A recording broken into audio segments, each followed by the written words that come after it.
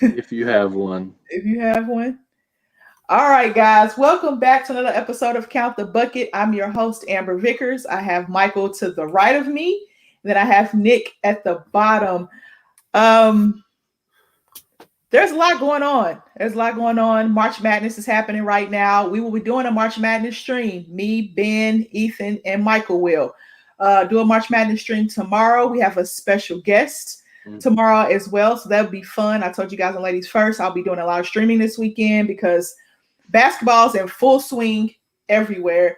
But I want to dedicate this show to the NBA, of course, because we will be doing March Madness talk tomorrow. We got some things going on around the league that we really want to talk about, really want to touch on.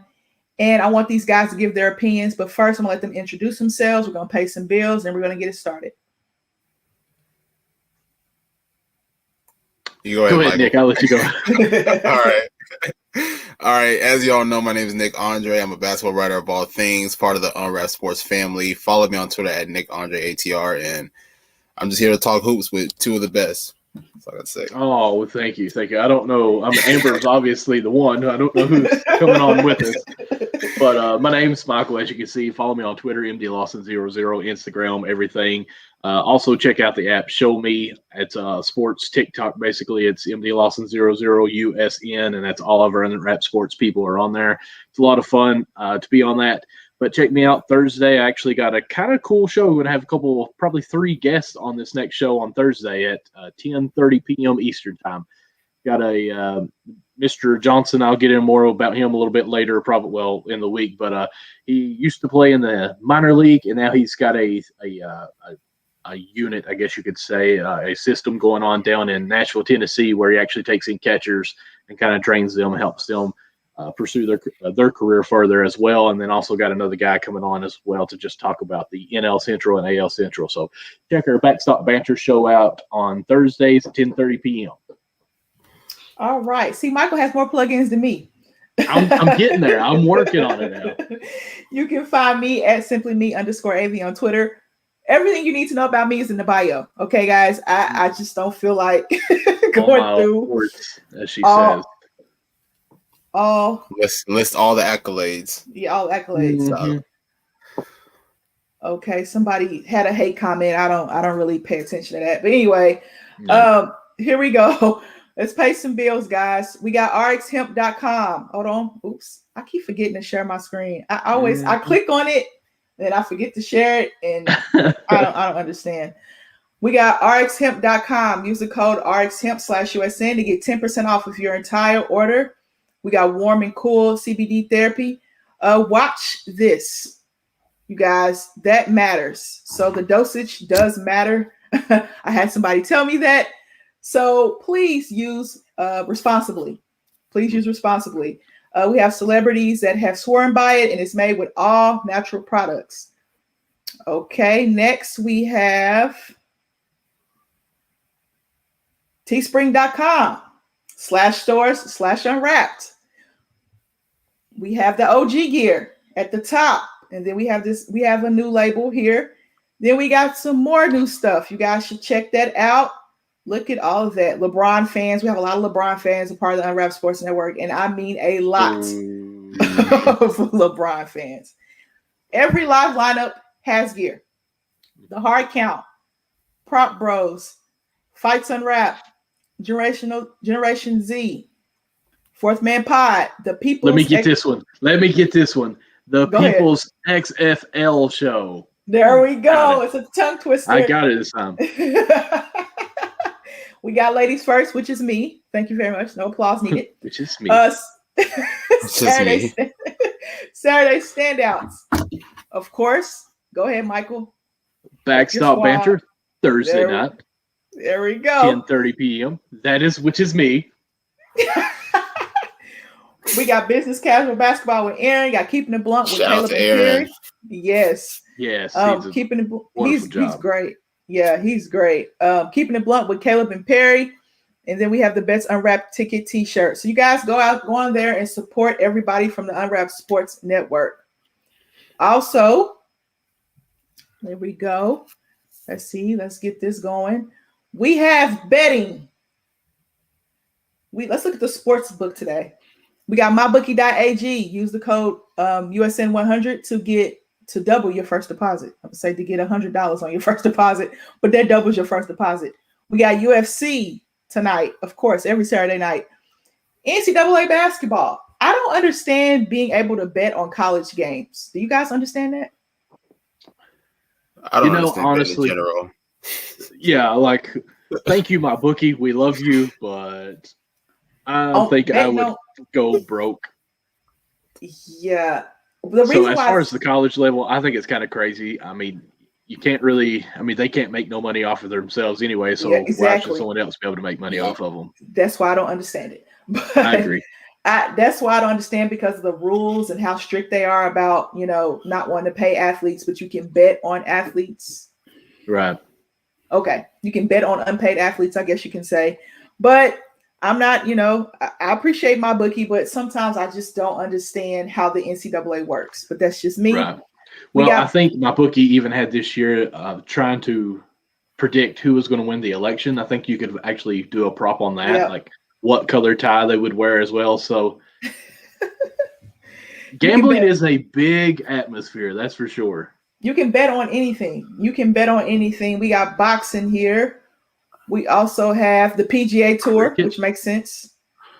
NBA, hockey, NASCAR,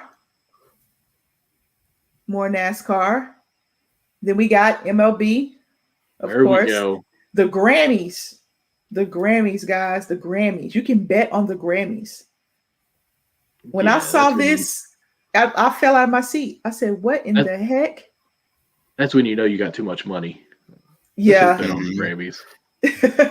Man, can you imagine how crazy it's going to be, like, now that everybody's getting a stimulus check? Like, it's going to be crazy. Listen, I know we're talking about betting, but I've seen the funniest thing on Facebook. It said, when I go to McDonald's after my stimulus and my tax return comes in at once, and I go through McDonald's, they say their ice cream machine's broken. Yep. I'm going to say, how much is it to buy an ice cream machine? Exactly. I thought, perfect right there. That's great.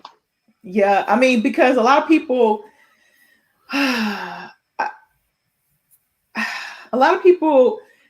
need that stimulus check, and there's a lot of people that really don't need the stimulus check. I mean, I'll be straight up honest. I do not need it. Will I take it in deposit? Absolutely. Yes. Same here. I haven't missed a day of work. My wife, she's a teacher. She's missed work, but she's still doing work from home quite a bit. Now this year they're trying to do where they go back to school and all this stuff. So my wife and I, we're doing fine. Granted, I think my now savings account that I have greatly, because I'm actually in the black on that instead of red on something. So there we go. Thank you, Connie. We appreciate it. I don't need the stimulus check either, but I will take money if you want to give it to me. I'm not going to deny the money, but there are people out there that really need it, and there are people out there that kept their jobs and things like that, and they were like, man, you know what? This is just to be a nice bonus, a nice cushion. I might invest in some stock with it, or do something that I haven't been able to do. So it fits everybody, I guess. Now the restrictions on getting a stimulus check has been cut, significantly. So if you're making $75,000 a year, then you might be on the outside looking in, depending on if your household, I think combined income is $150,000, then it's something like that. Yeah. That's basically double the 75. Yeah. So if you're making $75,000 a year, then you might not get it. I think the amount goes down, right? The amount of money you get goes down, right? I think, if I read it right. Something like that. Yeah. Okay. So who cares? It's money that we already paid taxes on. Bring it on to us. Let's go. Okay. Now, if you I'm so happy I've got children right now. Oh my goodness. You're banking it in. Yeah. Yes. You're banking it in. Now, when you do get that stimmy, you can support the Unwrapped Sports Network. All right. That's right. Patreon.com/Unwrapped Sports. We got the $1 a month option for fans, of course, that supports us. The $5 a month option, you get 10% off from the Teespring store that I just showed you guys, the Discord chat and things like that. And then you got the VIP, the Unwrapped VIP $10 a month option, 20% off the Teespring stores. I showed you guys the Discord chat, the $10 Amazon gift card drawing for that, and the Bears jersey is this month. So the David Montgomery jersey is this month. So that's the prize. If you guys know, I won the prize, the first prize. Thank goodness, because I don't win anything. So patreon.com/unwrapsports. Go support us with that stimmy. All right. Let's get into it, guys. Let's get into it. This is going to be a quick topic. What are your thoughts on All-Star Weekend, and what are your thoughts about the game in general? Can I go first? I want to go first. Please let me go first. Yes. Go ahead. As you guys know from last week, Amber and I had such a friendly bet where we drafted our own All-Star players. And the way we did it is we tried to be, I was KD, she was LeBron James, but we drafted how we thought. And then we did it a fantasy way where we kept track of the points that our player scored on each team. The loser of our game had to wear the other team's college favorite team. So, Amber, can you tell us why you're wearing a Kentucky blue right now? My team did not score enough points. The players that I picked didn't score enough points, rather, should I say. Team Right. LeBron won. We all know that. But the players that I picked before the draft. The players that I picked did not score enough points. So I'm in my Kentucky blue for a whole month. And I actually have on OU shorts with it. It's weird. I know it's weird, but it's a nice day outside in Oklahoma. So I got out the shower. I said, you know what? I got to put on my Kentucky blue and put on my OU crimson. And there it is. You know, so I'm representing for the Kentucky Wildcats. Thank you. Thank you. For the next month. I wore it on Ladies First on Thursday if you guys watched that show. So now you know why I am wearing Kentucky blue. You will be seeing this on Count the Bucket until April. Yes. The sad thing is that's the only shirt, the only blue that we're going to see during the college playoffs bracket. Oh, man. I'm sorry, Michael. I'm It's okay. sorry. But your thoughts on All-Star Weekend, what did you think? Oh, Michael finally won something. That was excellent. Thank you, Connie. I appreciate that. I'm going to be honest. I mean, I was entertained with the All-Star game, week, day, weekend, whatever you want to say it is. I was entertained, but it wasn't really fun. I mean, it was almost like I was watching – I'm not big into Broadway plays. I'd rather watch it on the movie. So I felt like I was watching a Broadway game, more or less. Like, okay, everyone was going through the motions. So, like, all the All-Star was really there physically, but not mentally. We knew that they didn't really want to be there. They thought the game with COVID, they shouldn't have been played so much. I liked the three-point contest. Everyone, I think, enjoyed it more than anything because it actually feels like it's a competition. The slam dunk contest was a little bit of a joke.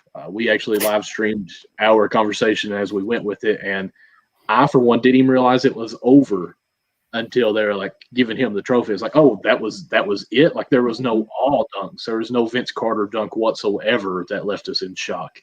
So I was let down on that. And then the game wasn't really that fun to watch. I mean, it was basically whoever crossed half court shot a three from somewhere. Granted, it was going in. There's no way I could do it. So, I mean, I was at least entertained.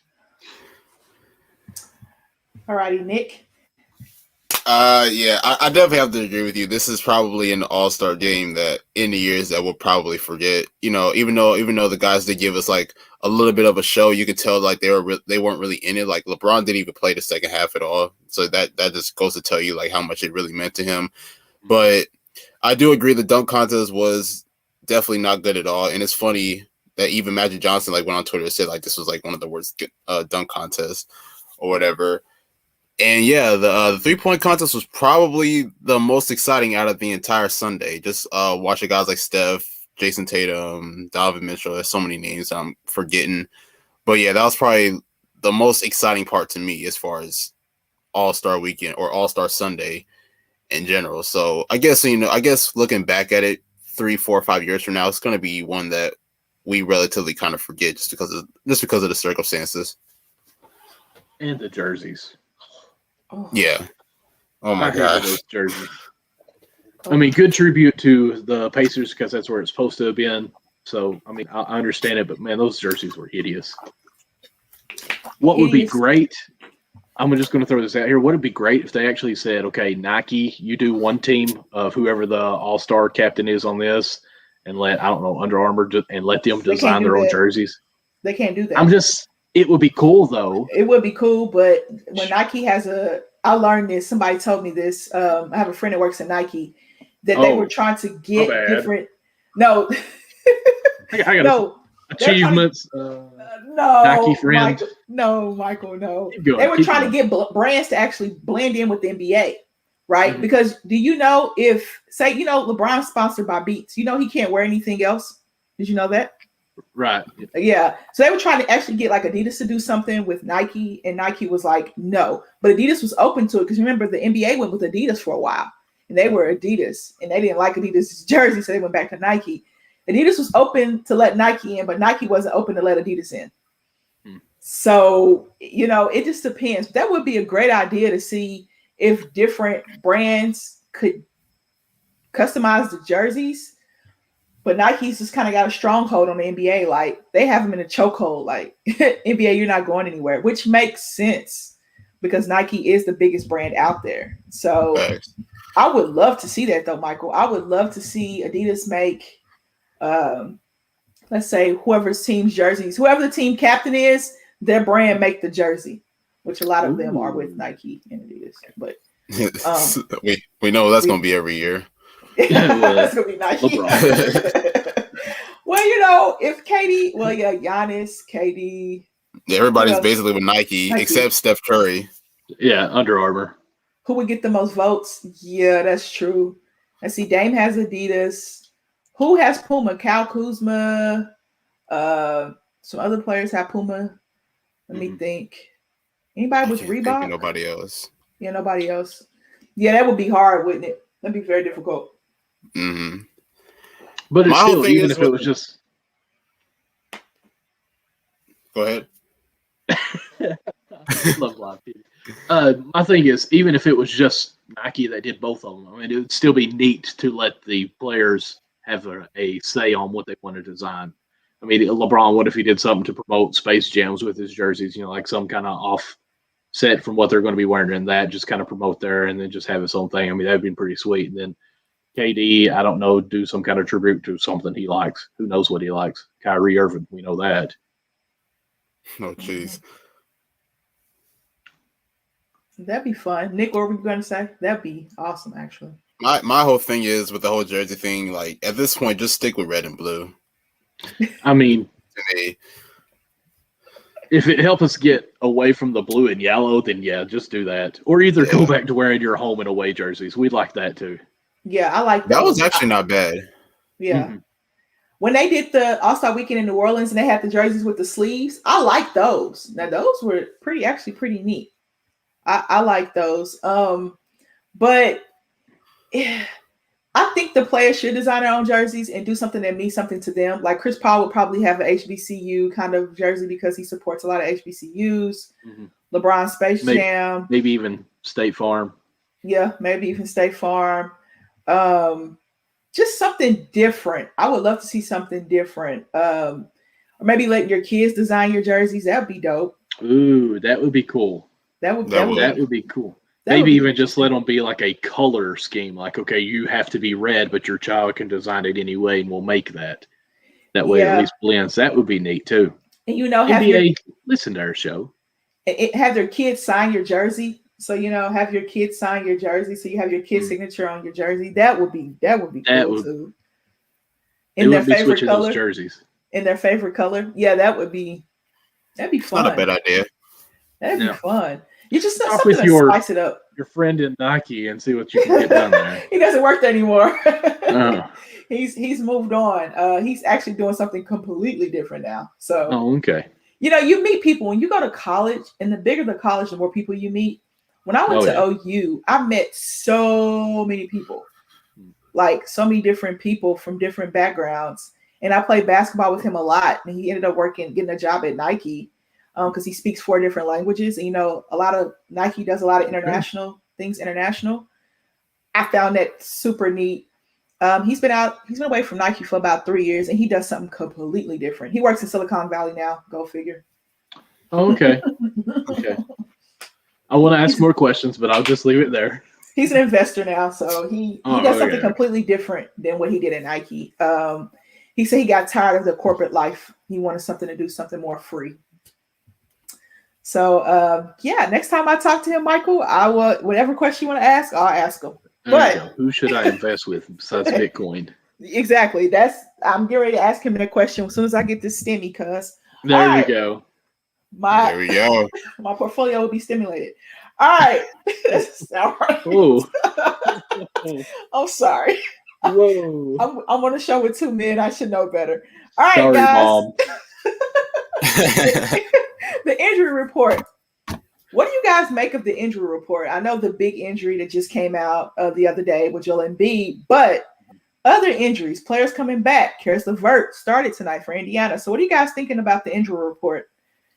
How are you thinking it's going to affect standings? I need to actually take a look at the injury report myself, actually. Okay. I'm happy to see LeVert back. I don't know what we're going to see where he's been out for that long. Mm-hmm. If they're going to have him on a minute restriction, which I would assume that they'd have something. I'm just ready for Drummond to start playing again. I mean, he's not played, and it seems like a month. Like, either get him moved out or just go ahead and play him. I mean, I know you have to worry about him getting hurt and then losing the trade value there, but I mean, is he really hurt, or they just have him sitting like he's a healthy scratch? I guess he's still a healthy scratch. We're going to talk about that. He's a healthy scratch for sure. Okay, we're going to talk about that. Yeah, but I don't know. I'm just glad that LeVert. I mean, that's to me is the top story and trumps everything right now as far as injury, other than what's going on with the knee that we know. With Embiid, I guess I should say. That we know. We know how the injury reports for the NBA go. Yes. Right. I definitely agree, though. I am happy to see LeVert back, especially after everything he's been through over the past few months. So it's definitely good to see him getting back on the court. And hopefully he can make a big impact for this Pacers team, because the Pacers have really been struggling over the past month or so. They just lost to the Lakers last night in a really tough game. So it'll be interesting to see, like, what kind of impact he makes, whether they put him in the starting lineup or come off the bench, who knows. But I don't know. I guess the whole Embiid injury, it kind of makes you start thinking, like, he's expected to miss about 2 to 4 weeks or something like that. So I don't know if that's going to possibly hurt his MVP chances going forward, because as he's sitting out, guys like James Harden, LeBron, Jokic, all these other guys are going to continue to ascend over time. So who knows when he comes back, like what place he'll be as far as the MVP rank. So that's kind of like the biggest one for me. And then also another one's obviously Anthony Davis, as he continues to sit out. Where will the Lakers go from here? Will they possibly grab somebody in the trade deadline? Will they possibly pick somebody up, at least to be in place of Anthony Davis while he's still out? So there's really like a lot of questions on the table for me as far as like this season going forward in the second half. A lot of questions. Go ahead. I'm sitting here looking. I'm just kind of scrolling through Bleacher Report, and I didn't even know this. Within the 24 hours, it said AD missed more time to be reevaluated in 2 weeks. So, I mean, he's already been out, it seems like, a month. So, yeah, AD's either going to be super fresh, or this might be more than we're hearing about. And even with Joel Embiid, all it says is a bone bruise. Like, what exactly is a bone bruise? I mean, there's got to be more to that, in my opinion, to already say he's out 2 to 4 weeks, I think. Or I'm sorry, 2 to 3 weeks with a bone bruise on the left knee. And we know he's missed time every season already. So, I mean, he's pretty fragile. This is his season where he can actually say that he is supposed to be a superstar, because he's in the MVP running. But it depends really on how long he's going to be sitting out. And I think that'll help his future on career too. We know how I feel about the NBA and their so-called injury reports. I told people, Anthony Davis, when you have an Achilles injury, you just can't come back overnight, because I had an Achilles injury. Even though every Achilles injury isn't the same, his treatment is 1,000 times better than mine was. So if they're sitting him 4 weeks and he went from a swollen Achilles to a strained calf, I don't understand that. How does that happen? And I wish I could ask a doctor that. I'm going to ask my doctor that when I go back. How do you go That's from a question for DePete in our group. Oh, okay. Yeah, I could ask him that. How can you go from a swollen Achilles to a strained calf? Because I didn't go from a swollen Achilles to a strained calf. It was just swollen and it was torn. So right. I'm trying to really figure out the method behind them saying that. And we know that in the past, KD has his hamstring. I think the Nets are just being cautious with KD, because ain't nothing wrong with KD. I think they're being cautious. And I think they want to make sure that he's fully healthy because of what he went through at Golden State, which is very, very smart because he had a strained calf too, but it wasn't a strained calf. So with Anthony Davis, I think it's more serious than people are saying it is. With Joel Embiid, I think his injury is more serious. And Joel Embiid, as a bigger guy, that weight on his knees is that's big. Very important. He already has back issues. So it's kind of everything just coupled together with Joel Embiid just doesn't seem right for the long term. So if he needs to sit, as long as they don't lose like that top 3 spot in the East, which I don't think they will, which the Bucks and the Nets are nipping on their heels. And then the Heat are in the top 4 now too. And the Heat, thank you. Yep, they are in the top 4 now too. But long as they can stay afloat, Doc Rivers can keep their team afloat, I think they'll be okay. But I am worried about Joel Embiid because knees, big guy, back issues already, not a good recipe. It's just not. I'm eager to see CJ McCollum and Nurkic come back for the Blazers. They won tonight. I'm Definitely. eager to see that. I am so eager to see that. I think they're going to let Zach Collins go for some reason. I think they're going to let him go. DeMar DeRozan's out for the Spurs. He's not playing tomorrow. You know, I'm a Spurs fan, so I keep up with the Spurs. He's not playing. So there are some injuries around the NBA that can make an impact. The Spurs are in the playoffs right now. So DeMar DeRozan being out when those young guys have to step up. Derek White's back in the lineup. He can step up. I saw Devontae Graham is also back in the lineup for the Hornets. And the Hornets won tonight. I think they had a franchise record for threes made in a quarter. They make 11 threes. 11 and a quarter. Yeah. Yeah, that's crazy to me. I mean, that's ridiculous. But I'm glad Devontae Graham is back. I want to see Nurk and McCollum come back. I want to see if Chris Paul can last through this whole season. That'd be great. But the injuries are a booger. They're a booger in the NBA, and we just have to deal with them. But which injury will impact their team the most? The Lakers or 76ers? Ooh, I'm sorry. I just now was watching Embiid hurt his knee. I'm sorry. Yeah. That doesn't really look like a bruised bone. Because when he comes down on that knee, it looks like it buckles a little bit. That looked a little scary to me. And I'm no doctor, so don't hold me to anything there. But it looked rough. So what was your question? I'm sorry. I just heard Lakers and 76ers. Which injury will impact their team the most? Okay. I think 76ers in my eye because we all know that LeBron James goes into hibernation for at least a little bit of the season. And then I feel like this is his little time where he takes a few weeks off. So I don't think the Lakers ever panic on this. I think Davis, he's been hurt so many times in his career that I think it's more of precaution with him. Now, again, I know we're talking Achilles, so that could be kind of dangerous there. But I feel like they'll just bounce right back whenever he comes in, and they'll slow him in with LeBron taking over the game. 76ers, what is their identity without Joel Embiid? Ben Simmons, is he going to step up and be the man? I mean, we've been waiting on this, but I feel like this kind of loses their purpose. But again, like you said, if they can just hold on and keep winning their games that they can and not fall too far behind, they'll be fine if he can come back. But I tell you this, back injuries and then a knee, you usually kind of try to lean on a knee to help the back pain, and that's when you start messing up the other parts too. So that's kind of a hand and foot there. You try to overcompensate with that knee. And what's up? This guy was on our Backstop Banter stream the other night. He's a Yankee fan, but it's okay. So welcome to our basketball show now. Connie was happy about that, I bet. Yes, he was. What's up, man? How are you? Each other. Nick, go ahead. What are you thinking? I'm gonna go with the Lakers now. I do agree with a lot of points that Michael's made throughout his time, but I mean, I'm just looking at it. It doesn't seem like Joel Embiid's injury is as serious. You know, they're saying 2 to 3 weeks, but who knows? So I don't think it really impacts them from that perspective. Now with Anthony Davis, it's like, you know, you don't really know how serious it really is. Like, you know, he's been evaluated. Now he's getting reevaluated again in the next few weeks. So I do believe that the Lakers will finish with like a top 2 or 3 seed in the, by the time playoff time comes around. But if Anthony Davis is not 100% or he's not available by postseason, now it's like, you know, what are you going to do? Now, how are you going to adjust? How are you going to make those smart rotations to be able to get through a lot of tough teams. What's up, dude?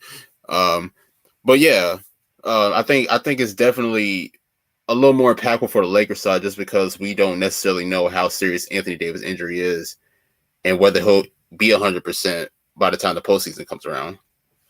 I have a question. Who has more around them, the Lakers or 76ers? Oof. I don't know. Here's my, as a Laker hater, or not a Laker hater, but whatever team LeBron James is on hater. LeBron hater, yep. I'll say this. It seems like no matter where LeBron is, if he's hurt or something, he has no teammates. And they just badmouthing like, oh, no wonder this team is beating him. Like, all you see right now is, oh, these teams are assembled making this, like you'll have the Nets in Brooklyn. They put this together for a 37-year-old man. I'm sorry, he's got Anthony Davis on the team too. I mean, he's got two of the last, I think, 6 men off the bench awards. I mean, that team has some depth. It's just none of them can be that superstar yet. Kuzma looked pretty good today. He actually led them in points today. I think he had like 24 points. So, I mean, they've got the talent that can have they're definitely more depth there. 76ers, I don't know so much. And it could be where the Lakers are more broadcast. You see them constantly, you're more familiar with them. I mean, 76ers broadcast pretty well too, but how can we really say the Lakers don't have that much of talent on this team? I mean, they're like 8 deep, really. It's just not a superstar. Well, the one thing that I've realized about Philadelphia, like whenever Joel Embiid is out and Ben Simmons does play, is that, with Ben Simmons being such a great facilitator, like he seems to know how to really get his teammates going. Like, we saw last year, I want to say Joel Embiid missed a good amount of time. They had a winning record while he was gone. So it'll be a challenge for him to get guys like Seth Curry going, Matisse Thybulle, who else could you say? Korkmaz, getting a lot of these perimeter shooters going and really helping to keep the team afloat. Now, if he can do that, then I think the Sixers will be fine. And as far as the Lakers, I think they'll be fine just too. Now, I do like what you said, Michael, about, Kuzma scoring 24 points, him being the lead scorer. But the question is now is he going to be able to give us those kind of nights on a consistent basis? Like, what I'm saying? Even if he doesn't even score 24, if he scores like 15, 16, 17, that's the thing about Kyle Kuzma. And that was really like what we always expected from him when he first came into the league. Now, they do have Dennis Schroeder.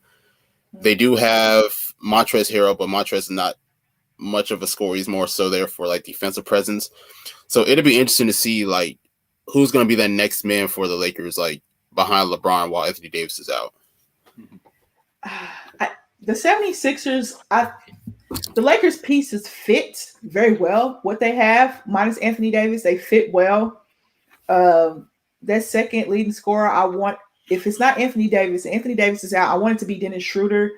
But it looks like he's trying to work his way back in from when he was missing time for safety protocols. And he kind of lost his groove a little bit, but he can score, go get his own bucket. I can consistently count on Dennis Schroeder on the offensive end and the defensive end more than I can count on Kuzma. I'm just going to say that. I think we all believe that. With the 76ers, I like aggressive Ben Simmons. I've been waiting on aggressive Ben Simmons. And when Joel Embiid does not play, we get aggressive Ben Simmons. And I love it. Danny Green can all of a sudden knock down shots when Ben Simmons is, when Joel Embiid is not there. Tyrese Maxey gets more minutes. I love Tyrese Maxey. Absolutely love him. Absolutely love him. I'm showing some love to a Kentucky guy. Thank you. I'm loving this. I don't know any good Cali teams other than the Angels too. I'm liking this guy now. Oh boy. So he doesn't like the Dodgers either, does he? He doesn't like the Dodgers. No, I mean, I can handle the Clippers too because it's almost kind of like the smaller team, even though it's LA still. Yeah. It's the younger brother. Yeah, it's little brother syndrome with the Clippers. I like the Philadelphia 76ers team with Doc Rivers. Didn't like it with Brett Brown because he just didn't bring out enough in those guys. 100% agree. He just didn't bring it out. And he was actually there longer than he needed to be. Brett Brown was. Yes. But they did fire him and they got Doc in there. So all those pieces around 76ers work. Now, are those pieces better than the Lakers pieces? without Anthony Davis and without Joel Embiid, let's look at the team. We got Simmons, Thibault, Tobias Harris, who's having a really good year. He's a 50, 40, 90 guy. He was injured as well. I think he still is injured. You have certain guys that can score 20 a night. Ben Simmons can score 20. He showed that without Joel Embiid in the lineup.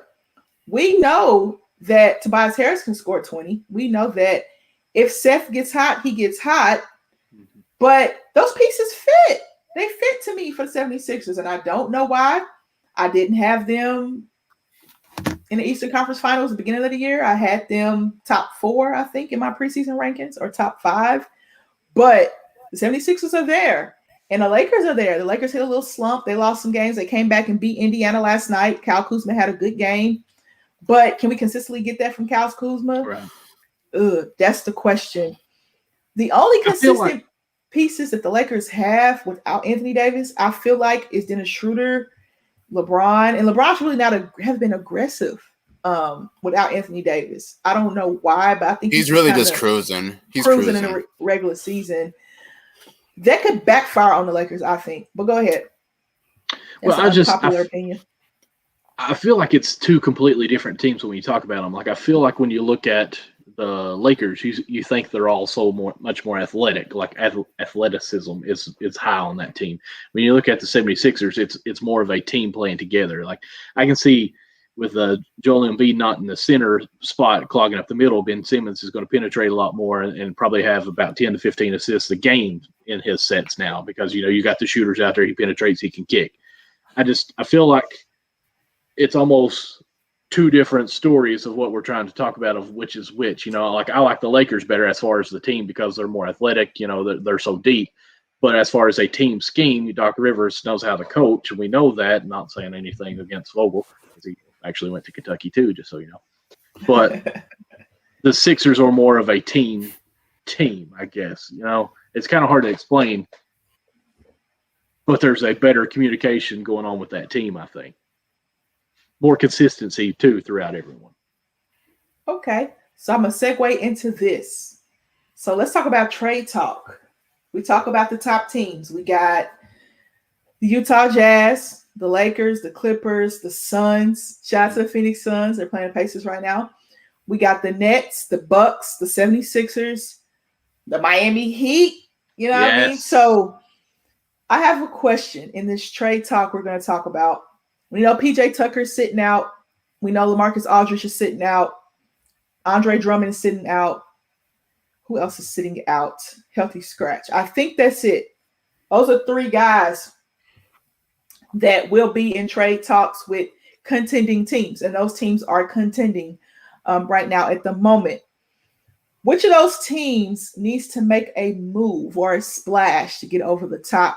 Which one of those guys can help that? And do you see any crazy trades happen? I know I lost one of my favorite players from the Oklahoma City Thunder, Hamidou Diallo. He went to Detroit, but we got Sevi. He's a shooter from Detroit. So the Thunder made a trade. They made a trade, and Presti just likes to pick, likes the picks. He just wants to keep picking until so a 2027, wasn't it? Mm-hmm. Oh yeah, that's right. Like, I don't know when I see this trade, I was like, I've never seen a trade between a 12th ranked team in one conference with a 15th ranked team for a 5-year away pick, really, and cash. I think it might have been. I was like, I don't really understand this trade at this point in their careers, or even in this season. So I was kind of confused on there, and I was wanting to ask you about that. Really, like, do you think this trade even makes sense since you're from Oklahoma or live in Oklahoma? And what do you see going on this? They need shooting. Sevi can shoot. They need shooting bad in OKC. OKC shoots a lot of threes. But does this trade put them in being contenders? He's a young asset, and I think that Troy Weaver was in the front office at OKC. He's now in the front office in Detroit, so he probably was a Hami guy. I'm thinking that Hami connection and Troy Weaver connection is a reason for that. But Hami's long, he can defend. He's wild at times. He has his moments where I say Hami. He has moments where I say Hami. So he has his moments. Okay. Yeah, that's what I do it on a podcast under Coast to Coast all the time. But and my podcast mates, they laugh at me. But I liked Jaime. I did. I liked Jaime for this team. But I think Sam Presti is looking at the bigger picture because you're going to build around SGA. There's no doubt about it. So what does SGA need? Because he's a penetrating guard, he needs shooters. What is Sevi? He's a shooter. He's a Big 12 guy too. He went to Kansas. So he can shoot. We need shooters. So he got Sevi, and then that second round 2027 exchange. But I like the move for OKC. I do. I don't hate it. So I can honestly say that. I'm interested in Aldridge. I really have a gut feeling that even though his contract might be a bit heavy, that the Celtics could possibly make a move for him. I think that would be a good pick. I don't know if anyone's talked about that too much, but with them already having him sitting out, I just feel like the Celtics, where were they? I was looking at it a second ago because they're in fifth place right now, 6.5 games behind. Heat is 6 games, who's looking great as the past couple of weeks. So I feel like Celtics is starting to fall off the face of the earth. Don't hate me, Mark, for saying that. But they need to make some type of move. And I did read something that said that I was kind of predicting the trades, what's going to go on. And it said that the Celtics would be close to making trades, but they probably wouldn't do a thing. I think they need to do something here. Mm-hmm. They do. But Marcus Smart being back will help them. Mm-hmm. Definitely. I'm trying to imagine a possible Andre Drummond signing for the Clippers, like helping them like with size and a little bit of like having an enforcer under the basket. Because honestly, like I feel like with the Clippers signing Serge Ibaka, it was great, but Serge Ibaka's like 6'9", 6'10", so that's not a lot of length really under the basket. And I feel like that's what really cost the Clippers last year in the playoffs, going against Jokic in Denver and even a lot of other teams. So if I had to say who would get traded first, I would possibly say Drummond. But honestly, you can honestly put Drummond anywhere. You could put him on the Lakers. You could put him on the Clippers. You could put him basically anywhere, just because he's a tremendous rebounder and he's basically a shot blocker. Now, I do like Aldridge possibly helping out a contending team like the Celtics or even Miami. I'm not sure. I mean, just because he's able to knock down shots and be able to play on both ends, but I think Drummond may be the one that ends up getting signed first out of all three of those guys. I like PJ Tucker with the Nets. Him and James Harden have a great relationship. All he needs to do is play defense and knock down shots. And the Nets move the ball pretty darn well, better than we ever expected them to move the ball, honestly. Mm-hmm. Now that James Harden is a certified point guard, and Kyrie said, hey, James Harden's the point guard, he closed for the night. I think James Harden scored the last 10 points for the Nets tonight. He had a triple-double tonight as well. So him and PJ Tucker are very close friends. You put PJ Tucker with the Nets, you got a defensive guy, you got a veteran, you got a guy that can knock down shots, and he can guard 1 through 5. So they need that. They need that. They did hold the Pistons to 95 points tonight, but it is the Pistons. But hey, they were giving up 140 to the Hawks earlier this season. So hey, that's progress. That is a lot of progress.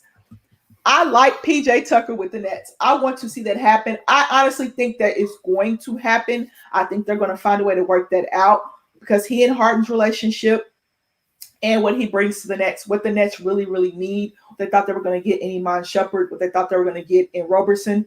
PJ Tucker is a better version of both of those guys, if you want me to be honest. And who thought anybody would say that 5 years ago that PJ Tucker is a better version of Iman Shumpert and Andre Roberson? But he's an upgrade from those guys because Iman Shumpert's been in and out the league, right? And Roberson was injured. He had this mystery injury that set him out in OKC for 2 years. But I trust PJ Tucker. I like PJ Tucker for the Nets. Now for Drummond, this is going to be crazy. You know, I'm saying this, and Lakers fans are going to love me. I like Drummond for the Lakers because I think Anthony Davis's injury is more serious than what they're saying. It looks like they're not really happy with the way Marc Gasol's been playing.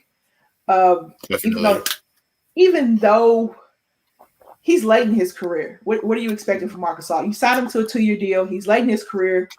What are you expecting from him? Drummond and Anthony Davis. He was honestly on his way out too, wasn't he? Yeah, pretty much. He was still holding his own, but not like a standout guy or anything. Yeah, and then Anthony Davis and Drummond can play together because Anthony Davis prefers to play the 4, not the 5. You put Drummond at the 5, put Davis at the 4.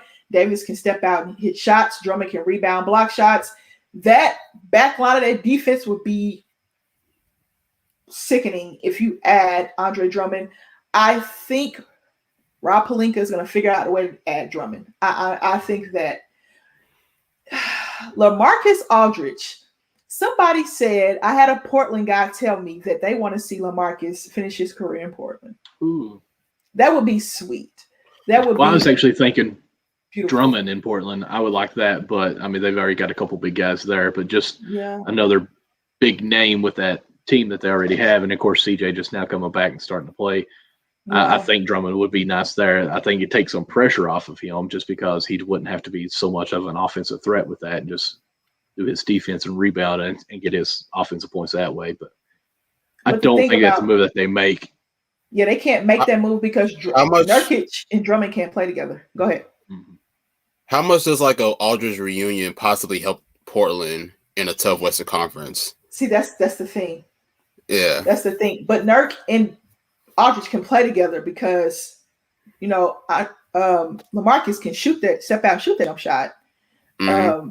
And Nurk can too, and Nurk can bang down low, and so can Aldridge. They both can stretch the floor, so they can play together. They play together better than Andre Drummond and Nurk, even though Drummond's younger, more athletic at this part of his career.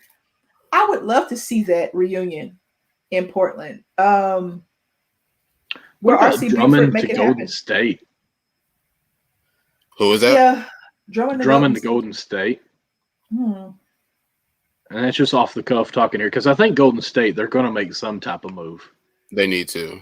They need to. And I talked to a Golden State fan she was on our podcast, and we were talking about how stubborn Steve Kerr was and how he just wants his system to work, but you have to adapt to what you have, and they don't have it.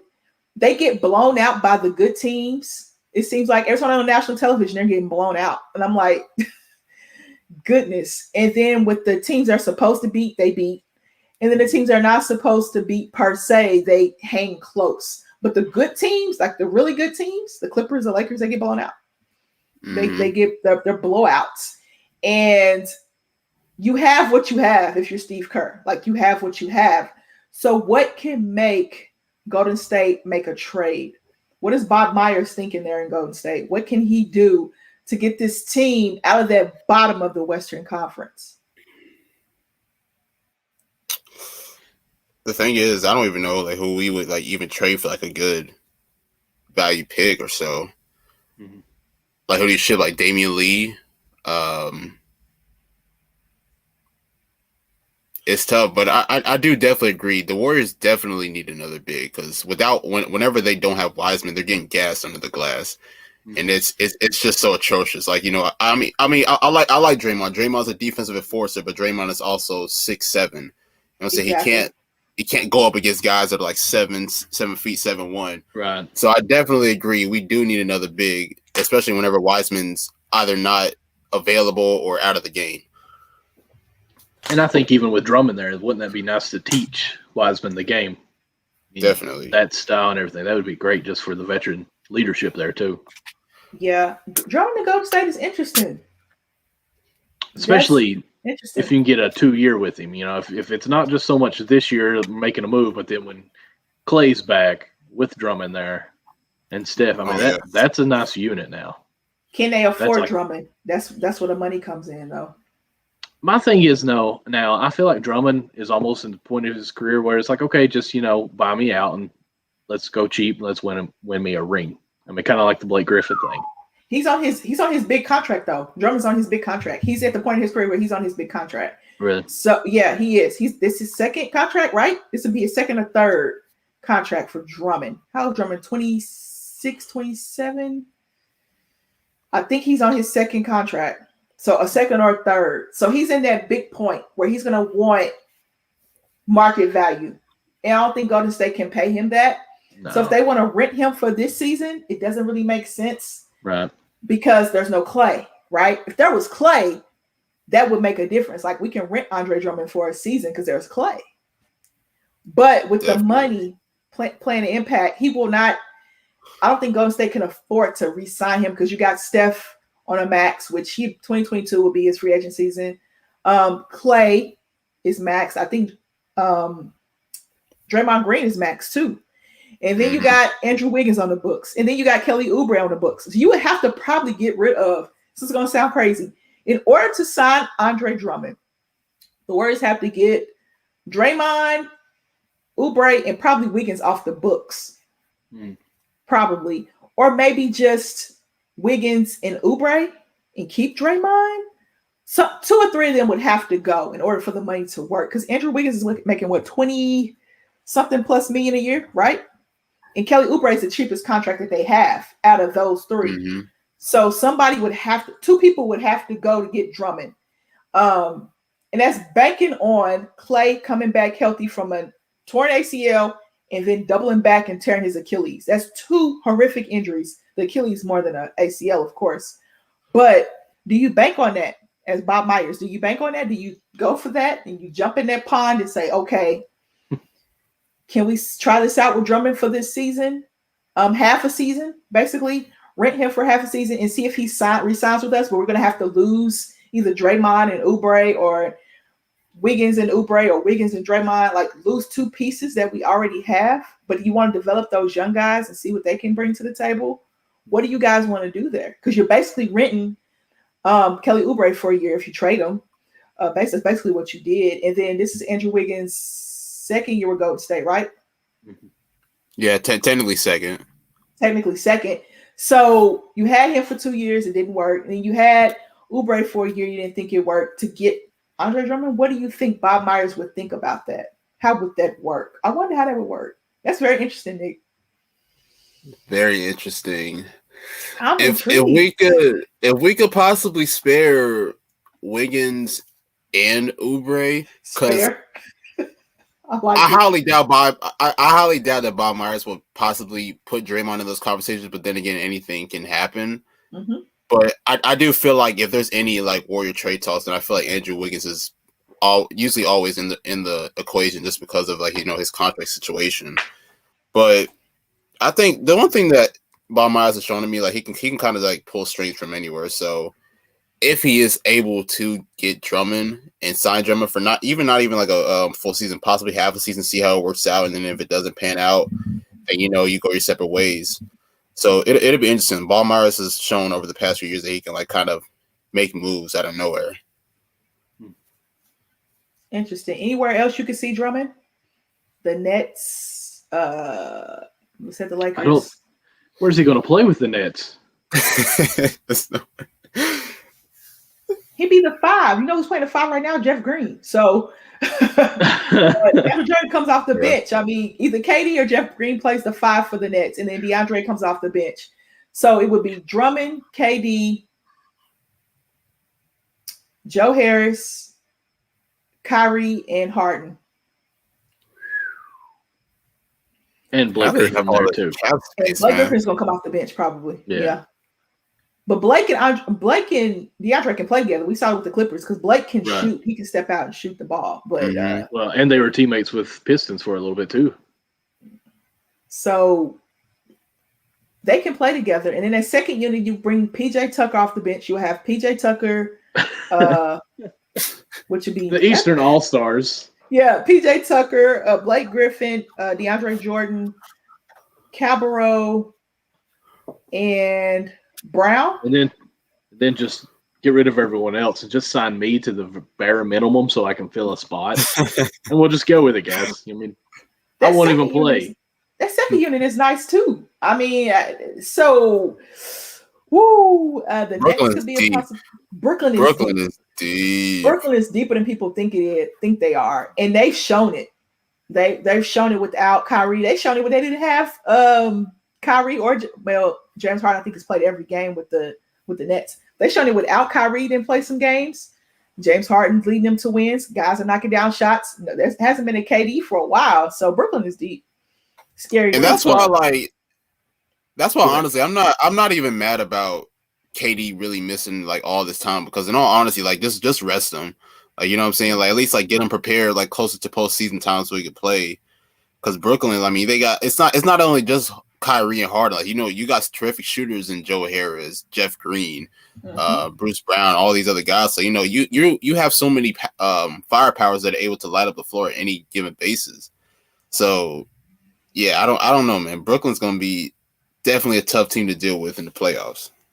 And I forgot about him. I forgot about Uncle Jeff Green. So that second unit is, man, if they made that move, but I think they need to make one or the other, either PJ or Andre Drummond. One or the other. I don't know how much LaMarcus helps them. Go ahead. Two other teams that I can see Drummond going to. I'm going to say this one quick because I don't think so, but it's the 76ers if Joel Embiid is hurt more than what we're hearing right now. If he were to miss a lot of times, it could be a fill-in there and still say, okay, Ben, take over. But a team I would love to see him go to, and I don't think it'll ever happen, but I would absolutely love it, is the Charlotte Hornets. I think with that young group of guards that they have and add him down low, man, I think that'd be nice. It'd be fun to watch, too. Just imagine that LaMelo to Drummond connection. Yeah. I mean, I would love that. Who's their start center? Biombo? Is it Biombo? Yeah, it's either Biombo or God, what's the other guy's name? It's not PJ Washington. He's not. No, he's a 4. It's not Zeller. What wasn't it Zeller? Is it Zeller? Cody Zeller? I want to say it was for a minute. If it's Zeller, then it's definitely an upgrade. If it's Biombo too, it's an upgrade as well. So definitely. I think Biombo might be their starter. I think he is.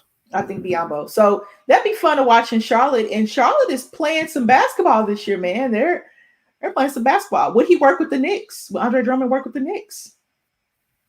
That could be a possibility. I could definitely see that, especially.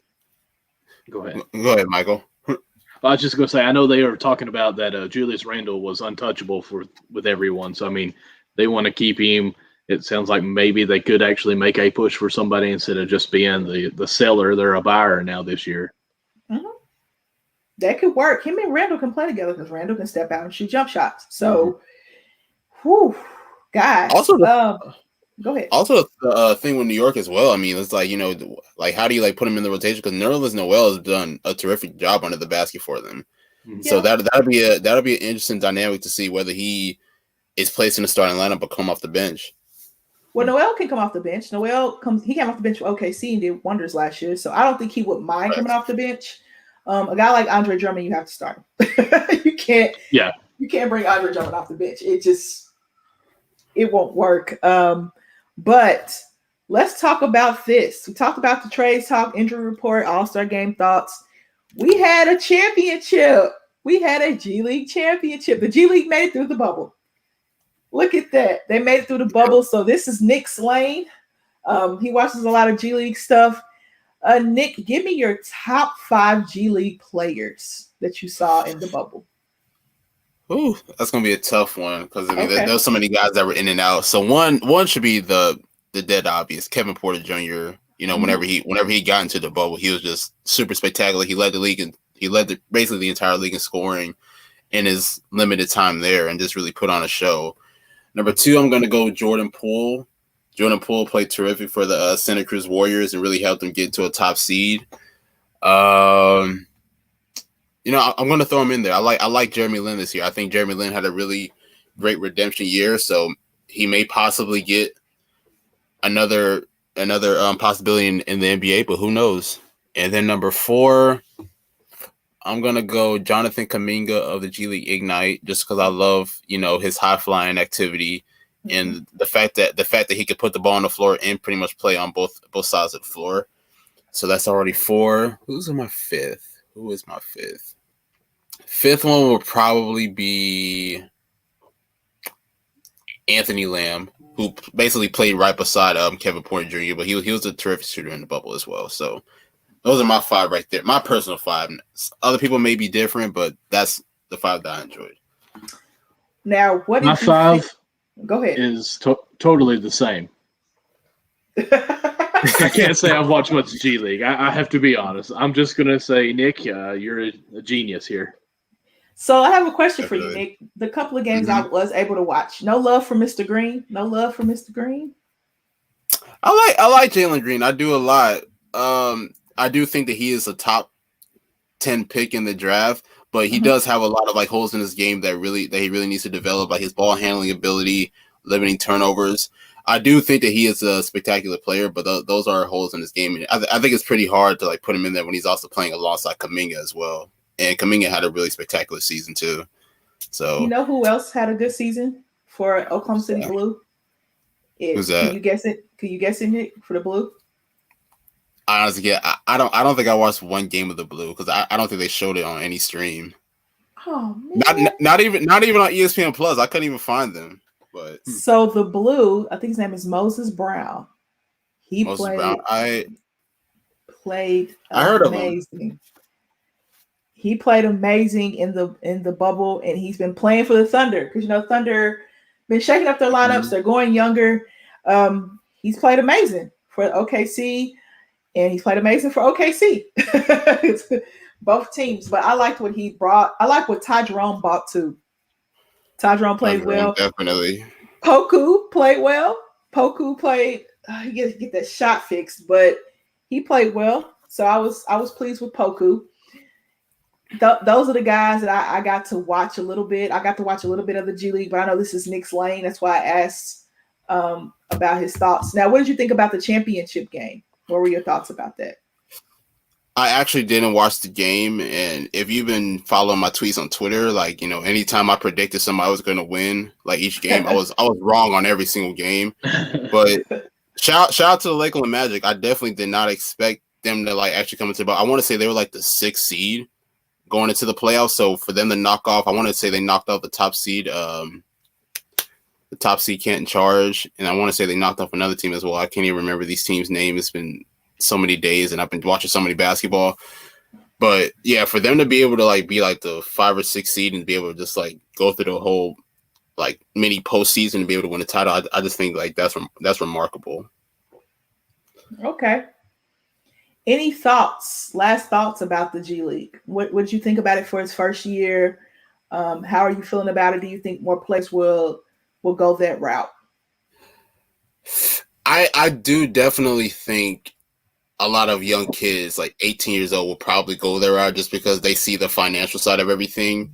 And obviously, when you see that and you come from like, unusual circumstances, like that's kind of like the first thing you want to go to. But then again, like it's a lot of these kids' dream to play for like Duke, North Carolina, Kentucky, Gonzaga, like, UCLA, all these teams. So it's definitely tough, because I mean, these are a lot of these kids' goals. But, I think the G League did a terrific job, especially with the G League Ignite.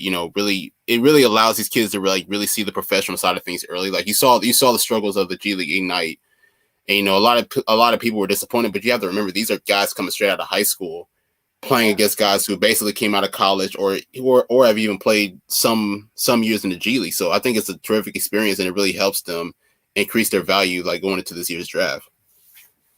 I think more players are going to do it. Go ahead. I got a question. If you know this answer, I don't know. G League, like, do they just do 1-year contracts with players? That way, if something goes on, I know we've got a lot of the back and forth contracts. I can't think of the 2-way contracts. Do they just really sign like a 1-year deal and the next year play it by year and how that goes? I want to say everybody's basically on a 2-year deal because I mean, like you said, like whenever a team like, for instance, like the Houston Rockets have like an injury, they're able to call up somebody for the Rio Grande Valley Vipers and then bring somebody in from there. But I'll definitely have to check that. I want to say everybody's on a 2-way deal just because whenever they're needed in the NBA, they'll be able to just go straight up. But I'm not 100% sure. Right. Because I was just thinking on that, if I'm a college or a high school player and I know 1 year, then I'm probably going to get drafted to the NBA. If there's a limit of years you have to sign in the G League, that might change a little opinions on what you're going to do on there. But if you can just sign a 1-year deal, then yeah, I mean, heck, go play that 1 year with whoever team picks you, and then get your stock up that way and go on through. Because I know baseball in a lot of the triple A's and double A's, single A's, it's usually a 1-year contract for people who aren't drafted. So I was just wondering the same thing because I've talked around with some things and I've heard that, you don't want to do a 2-year deal because what if you try to get drafted by the MLB and you're on a team with a contract, you have to finish out your contract. So I didn't know if this may be something different, but there's a lot of minor league teams that are not affiliated with actual MLB teams. So it's a little bit of a different category there. That's interesting. Definitely. That's interesting, but more kids should do it. I think because especially with the way that the NCAA is ran and how much money it's making, I would go ahead if I know I'm going to be a lottery pick. I'm going to play against better competition. That's just what it is. The G League is better competition than college because some nights you're not even playing against guys who are going to go to the NBA. So what are you getting? What are you benefiting from that? You want to play up. I would rather play up than to play down. But I know people want that at college experience and people want to get that college feel. They want to do March Madness and they want to play for these blue bloods. If I looked at a coach's paycheck as a college kid, I would probably get upset. I would probably get upset. The whole playing for a college team, I almost feel like that's a decade ago, really. Mm-hmm. Like, I don't think these players want to go to a certain team and be a dominant player on that team now. It's just like, who's going to give me the best publicity where I can go on?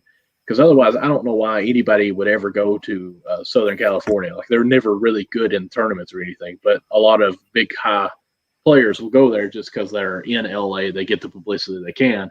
So I feel like it's almost a thing of the past that you want to go to Kentucky or a Duke team, even though you still get these high caliber players that play there, but it's not so much, hey, let's all go to these teams to dominate. Like, it's so many broader teams now. It's like, I'm just going to go here because it's in California. Or I'm going to go here because it's up in New York and play my 1 year and then let's go. So I feel like the college life of basketball is taking a hit from the 1 year deal, if you will. Like, you have to play 1 year college.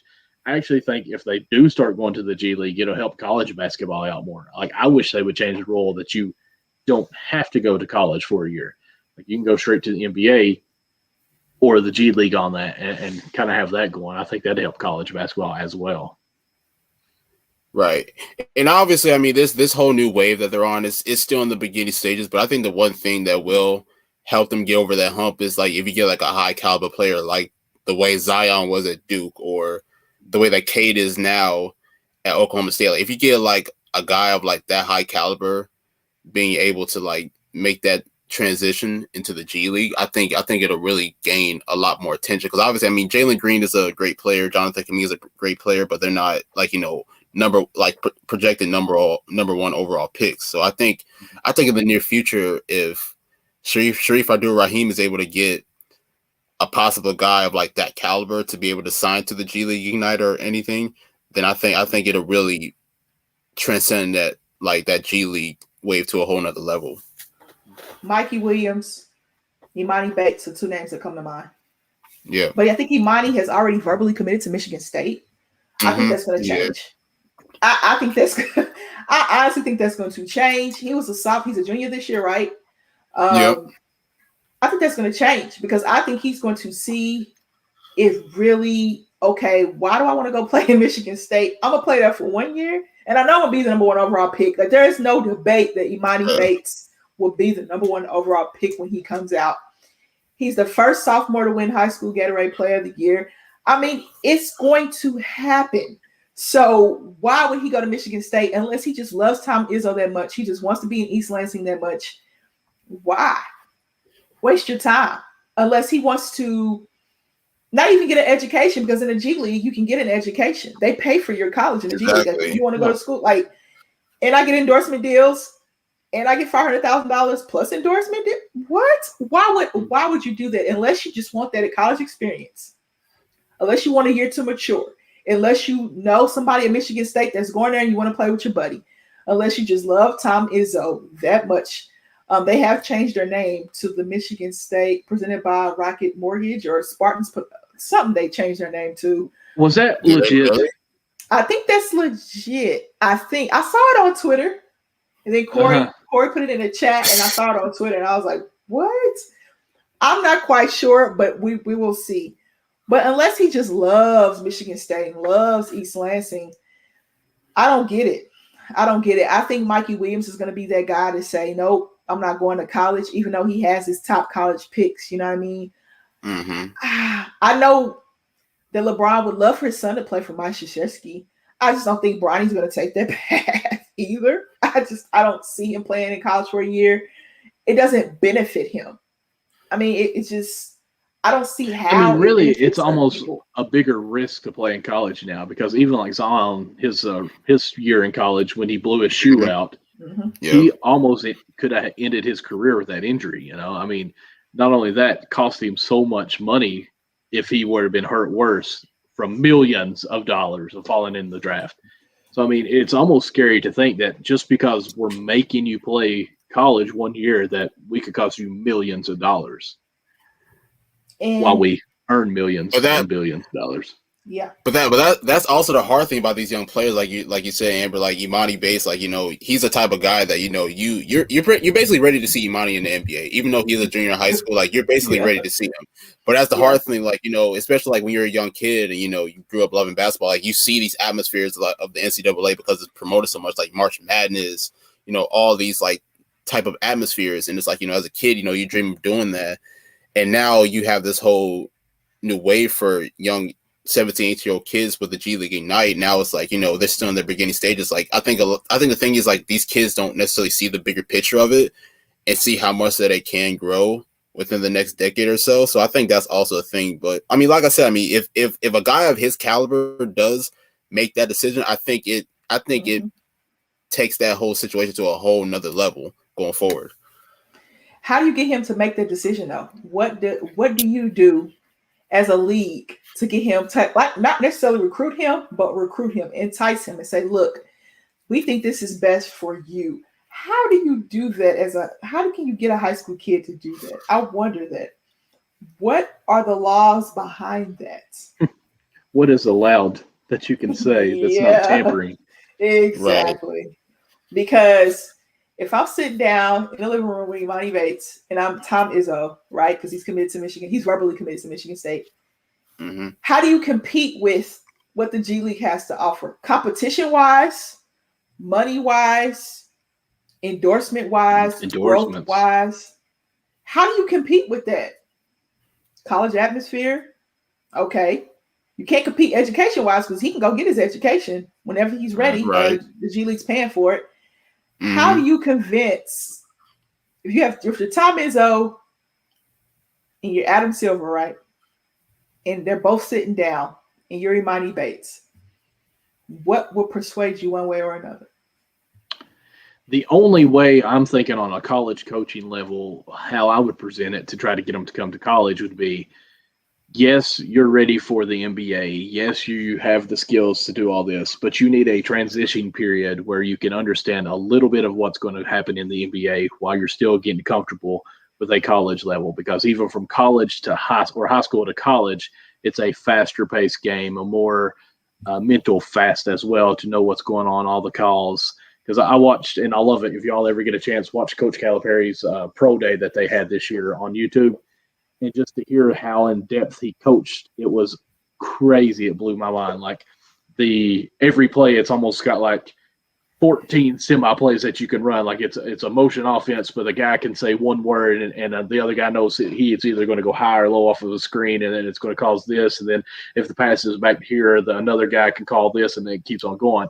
And I'm just thinking myself, this is like beginning, and these are the first years. If this is how it is in college, how is it even more magnified in the NBA? So as a college coach, I would say, listen, you're ready, but there's so much that you don't know mentally of this that you need this college year to come here, dominate at this second level while you're still trying to understand yourself as you grow into your body still, because you're still growing at 18 and 19 years old as a man. So, I mean, you could still hit somewhat of a growth spurt where if you fall behind in the G League, that it's going to cost you money. It's because you may not get drafted further. And if you stay here and work your way up where you can dominate, we can make you, with the publicity we get, make you even more more pretty to the eye where you want to get drafted higher. That's what I would say. Now, as an NBA owner or whatever you want to say, a G League coach, I'd say, listen, come on, get paid now. You can get your college whenever you want to. You're already going to be making millions in a matter of years. Let's get you the shoe deal. So even if you do get hurt, we can get you your endorsements already and get you going, where you can get your mama that nice house that she deserves, that she's slaved so many different things for you, where you could have this chance where you could own all these good stuff, where you can make it to the practices and where you can have these teams, the AAU trips that she made for you when she worked 2 jobs. Now you can thank her because you're going to go play in the G League this first year. That's what I would Exactly. say, and I think that would help a lot. Not to mention they're guaranteed $500,000 already. So. Right. So I mean, automatically $500,000. That's going to buy me 2 or 3 houses. Exactly. And the argument that college has, it doesn't really have an argument because a lot of kids, social media is so big these days. Mm-hmm. Social media is huge. These college kids are getting blue verified check marks and they cannot get paid from it. These college kids are starting YouTube channels. I did not think of that. They're starting YouTube channels and they cannot get paid from YouTube. So, say for instance, if Thibault was at Washington, back at Washington, right? That's where he went to college. And he started a YouTube channel. Remember he started the YouTube channel about the bubble? He could not get paid from the YouTube channel if he was in college. There are college kids that have YouTube channels, hundreds and thousands of subscribers, cannot make money because guess what? They're amateur athletes. They can't get paid from it, right? Social media has taken over and has persuaded these kids to think about a different route. Persuaded these kids to, not even just athletes, but just kids in general. Persuaded kids to say, why do I need to go to college? Google, Apple, IBM, Microsoft don't require a college degree.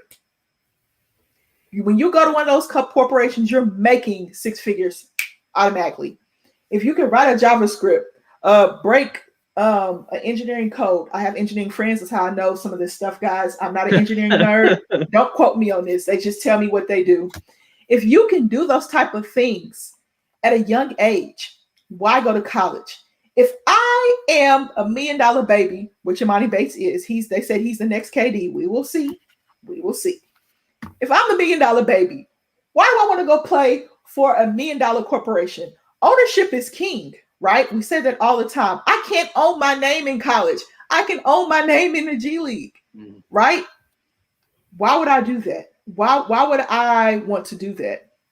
Hello, Matt. How are you doing? I got real passionate about that because I played college basketball, not Division I level, but NAIA. And I know everything that we went through as college kids, eating ham sandwiches and, things like that. So these kids go to school and they have resources, but they cannot use all of their resources, if you know what I mean. They can, they're not supposed to, if I can say that on air. But I want these kids to be able to have ownership of something. They need to be able to put their stamp on something because this is the reason why these programs are getting these national televised games. They're getting these TV contracts. These coaches are making millions a year. If you're making $1 million a year and I'm playing for free, trying to figure out where my next meal is going to come from, why? The devil's advocate, can you handle that money at an early age? Can you handle that fame at an early age? And kids these days are learning from people of their past, are learning from their OGs. Because we all watched the documentary Broke, right? We've all seen that 30 for 30 documentary. Right. Mm-hmm. Social media, there's so many ways for kids to make money these days that it's hard for a kid to go broke. It's hard for me to say, oh, in 10 years, I think John Morant's going to be broke. After he retires in 5 years, he's going to be broke. I can't see that because of the way that social media is built and the way that these kids are able to make money outside of basketball. So if I see that and I see the nice houses and the cars and I'm picking steak at Nobu over ramen noodles in the microwave with a little hot sauce, I'm picking steak at Nobu, okay? Right. I'm just saying. I am just saying when you look at it like that, it's so enticing to go. But there are some things you need to consider before you go. Are you mature enough to handle it? That's huge. I could play devil's advocate for it, but y'all, let's just be honest though. 90% of our young kids, athletes that are like this, I mean, they're not going to think it or they're smart enough, because if you're going to sit there and think, am I smart enough to handle this money? You're probably smart enough to handle the money. You're seeing that green and thinking, I'm going. I mean, right. even if you are the next Kevin Durant, as soon as you do sign the G League, you automatically probably going to be signing $1 million contract with Nike or another shoe, because you know you're worth that. Like he could probably go to the G League, sign with Nike, not even play that year, and just be like, I'm going to sit this year out, even though I got hurt or something. I'm going to play it safe. You could probably live off of your Nike deal that you got because you're still going to be something, you know? So I don't feel like it's that big of a deal if you can handle it. Now, of course, Jamal Mashburn, a Kentucky player, multi-millionaire, went broke because he gambled. We understand that. Yeah. But you would think that you would have an agent at this age. Like, listen, let me take care of you. This is what you need to do. This is how things are going. Because everyone has an agent. Do these agents not tell them anything? Like, agents are greedy from what I've heard. Mm-hmm. I mean, they're greedy, but I still think financial advisors is what you're thinking about. Well, no, because I'm thinking if Amber, say you're an upcoming star and I'm your agent, be like, okay, listen, we can get you the most money by doing this, and it's going to get me paid too. Now, this is your money, so we need to do something with that. Like don't just go out and blow it. But money clouds judgment too. I must have great judgment then because I have no money. It does, and it can cloud your judgment in a lot of different ways because when you get money, you don't know who to trust at that point. I agree. I mean, people have been is your burned. cousin after that. Yeah, a lot of people have been burned. Michael Vick was the highest. He was the first $100 million man. He got out of prison. He had $250 to his name. Really? Mm-hmm. That's crazy. So I didn't even know that. Kevin Garnett talked about how his financial advisor burned him. Really? Yeah. So, yeah. I mean, I don't trust people with money. I trust me with my money more than I trust other people. I'm just going to be honest with you. I don't. When it comes to money, money is the root of all. The love of money is the root of all evil. Love of money. Yeah. Yes. So, who do you trust at that point? Who knows? You can't even trust your own family when you make money like that. Oh yeah. So sometimes it clouds your judgment just a little bit. Like, yeah, you want to get your mom that nice house or buy your dad that nice truck, but I got to think about what's best for me. Oh yeah, you definitely don't want to go to that U-Haul that's down the road, do you? All-Star Weekend. All-Star. You don't want to go to that U-Haul with the All-Star Weekend. Oh my, that was just crazy. I told you guys it got crazy All-Star Weekend. Yeah, but I want to say honestly, like I know I was relatively young, like when this was going on, but like I want to say, didn't LeBron already have an endorsement deal while he was at St. Vincent St. Mary? I want to say he did, but I was really young, so I can't. I think Nike was vetting him. At that point, I remember he pulled up to school with a Hummer, and they tried to do an investigation on it and all this kind of stuff. But yeah. Nike was vetting him at that point, and then as soon as he declared, which we all knew that was going to happen. Boom. But I know his family have lifetime Nike deals, like Bronny, Bryce, and Zuri. I think they all have lifetime Nike deals. So his kids are set. So if they have deals, could they not play college then? That might be true. That it might be true because I know that Bronny has a lifetime contract because I know that was like a couple years ago. They were talking about that because of his dad. Now that might be something that the NCAA can look into because saying, "Oh, that's his dad." That they'll definitely let him because if Bronny plays in college, that's going to be a lot of money for them. Oh yeah. Without question. Yeah. But I don't think Bronny's playing in college, so I mean that's just me personally. But hey, who knows? Also prayers up to Bronny. I know he tore his knee up, so prayers up to you, Bronny. Mm-hmm. But that's dicey. That's going to be real dicey to see how the NCAA handles that because you don't get a guy like Bronny James every day because of his dad and the generational wealth that his dad has built for those kids. That's beautiful to watch, by the way. I will say this, as much as I hate LeBron James, he has been definitely there for a family guy, and I really do respect and appreciate that. Yep, he did it smart. Tuesday.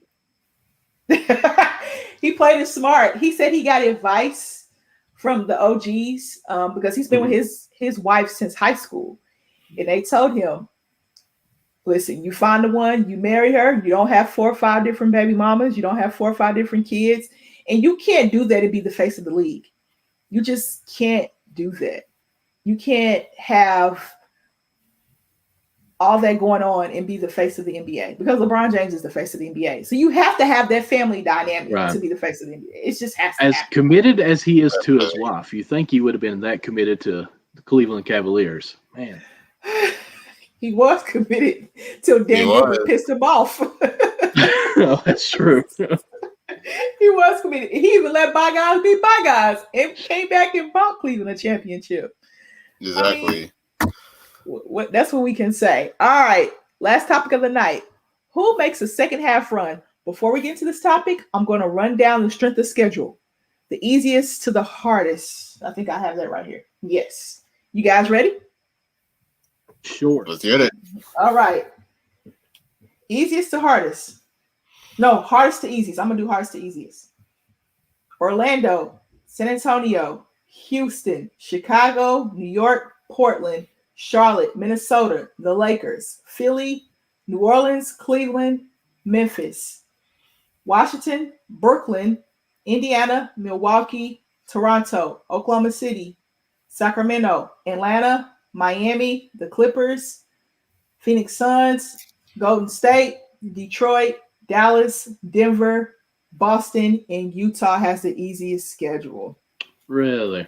That is crazy how Utah has the easiest. How did that happen? How the heck did that happen? So that is the strength of schedule, guys, that I'm seeing here on my iPad. Now, let me see if with your other device that you use, because you have so many as well, as we learned from last time we were on here. Yes, I do. Let me see what. Okay, ESPN has one as well. ESPN has one, and it came out. When did this come out? Come on, ESPN. Don't do that to me. This is for the whole. No, this can't be for the whole season. Okay, this is how ESPN did theirs. I found that somewhere else. I think ESPN's is kind of the same, but not really. The basic formula is 25% team winning percentage, 50% opponents average winning percentage, and 25% opponents average winning percentage. This is a lot. Expected winning percentage, wins and loss derive the You've already method. lost me. Yeah, I'm not gonna. Bill James. No, I'm not going to. That's just too much. Okay, this is what ESPN has. RPI. This is what they have. I'm going to go from hardest to easiest, of course. San Antonio, Orlando, New York, Toronto, Chicago, Charlotte, Milwaukee, Houston, New Orleans, Philadelphia, Indiana, the Lakers, Minnesota, Cleveland, Boston, Phoenix, Portland, Miami, Atlanta, Washington, Brooklyn, Detroit, Memphis, LA, the Clippers, Sacramento, OKC, Golden State, Denver, Dallas, and Utah. So Utah has the easiest schedule in the league. Who makes a run in the second half? I'm interested to see what Milwaukee can do because they've been really inconsistent throughout the first half of the season. They've been kind of not the greatest defensive team we've seen, and you could possibly say because Chris Middleton was out of the lineup for a good bit of time. So I think with Brooklyn being the team that they are, with Philly still being a team even though Joel Embiid has been out, and then also you got Miami on the verge of coming back, Boston, all these other teams. Now the question is how can Giannis lead this team into really ending the season to allowing the rest of the teams in the East to understand that they're real contenders. That's going to be the challenge for them because I think people are really written off Milwaukee throughout the season just because of their inconsistency. So that'll be the interesting dynamic for me to see who can really make a big run in the second half and really get a lot of momentum going into the postseason. I'm going to give you Milwaukee's next 10 games. You ready? They played the Wizards tonight. Russell went berserk. They play the Wizards again on Monday. They got the Wizards, the 76ers, the Spurs, the Pacers, the Celtics, the Blazers, the Kings, and the Warriors, and the Mavs. Those are the next 10 games. Oh, I missed one. And the Hornets. I want to say they'll go either 7-3 or 6-4. in those next 10 games. I don't know. It's going to be tough. I mean, those are a lot of tough teams that you just mentioned. Okay. So you want Milwaukee to make their run. You're eager to see Milwaukee, Nick. Okay, Michael, what are you eager to see? I'm eager to see what Dallas is going to do. I think you said they're like 4th or 5th as far as the easiest schedule. I think that's what you said. I was trying to kind of keep an ear out on that. I'm sorry. Yeah, they're in the top 10. Just put it to you like that. They're in the top 10. Okay, top 10. And, there's been talk of rumors that Porzingis might have been traded or in trade talks at least. And Cuban saying, don't panic yet. So, I mean, I kind of feel like this team is – if there's rumors already going around, it's almost – is this team going to make anything with this easier schedule? Or are they going to push a little bit? I do think they'll take over the Spurs spot at the 7th right now at this time, especially with Aldridge moving out. What are they going to be doing there? Are they trying to still be contenders here or just playing it by ear more or less? So I'm intrigued by see what they're going to do. I don't want them to be good or bad. I'm just saying I'm interested in them. I was really hoping the Suns had a little bit of an easier schedule. I think you kind of said them towards more of the harder side. It's kind of hard to keep They're up easy. with that. They're easy. They're easier schedule? Okay. They're easy. I just really like the Suns team. Chris Paul, he needs a ring. I think if anybody in the NBA, we'd love to see Chris Paul with a ring. And the way the Booker's been playing, Kentucky boy, we love him. I really wanted Blake Griffin to go there to be that 4 guy. So I like the Suns. And I still want to see Cat go to Miami. Karl-Anthony Towns to Miami because I think that'd be a great spot for them. And I think they need to make a push in the East as well. But we still haven't seen Miami Heat at a full strength. So that's my team that I'm eager to watch and actually root for is the Heat. Okay. So I'm going to give you the Mavs, the Suns, and the Heat's 10 games. Ready? The Mavs first. Okay. Clippers back-to-back. Portland back-to-back. Whew. Lord have mercy. Not back-to-back days, but they play those teams back-to-back. Right. So the Clippers twice, Portland twice. That's 4 games. The Knicks, Wizards, Jazz, Rockets, Bucks, and Spurs. Those are the next 10 games for the Mavs. If they could steal a couple from the first 4 games there from those back-to-backs, I mean, they could make a nice little run on that 10. Okay. Now the Phoenix 10. The Grizzlies, the Timberwolves, the Lakers, the Heat, the Thunder, the Rockets, the Jazz, and the Clippers. I definitely like the Suns 10 a lot better. Definitely. Yeah. Okay, let's go to the Miami And even Heat. the good teams that they play, it's kind of spaced out in between a couple bad teams. So that's nice. All right, let's go to the Heat. They got Orlando tomorrow. So they got Orlando, Cleveland, the Grizzlies, the Pacers, the Warriors,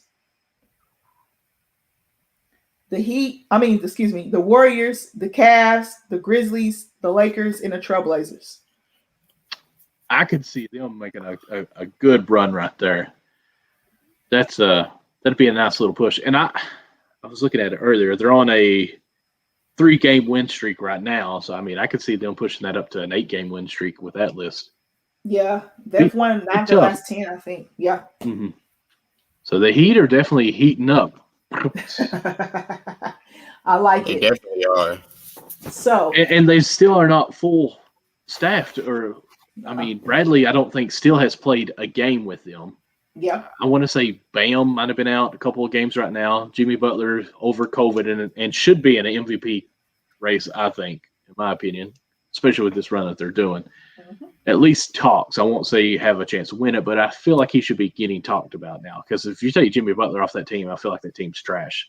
They're good players, but it's just they are well-oiled vessel there with Brandon. They're definitely not in the playoff race. Yeah, exactly. They're not. And the Brooklyn Nets are 9-1 in their last 10. The Heat are 9-1 in their last 10. The Milwaukee Bucks are 8-2 in their last 10, and the Philadelphia 76ers are 8-2 in their last 10. The Jazz are 6-4 in their last 10. The Phoenix Suns are 8-2 in their last 10. The Lakers are 4-6 in their last 10.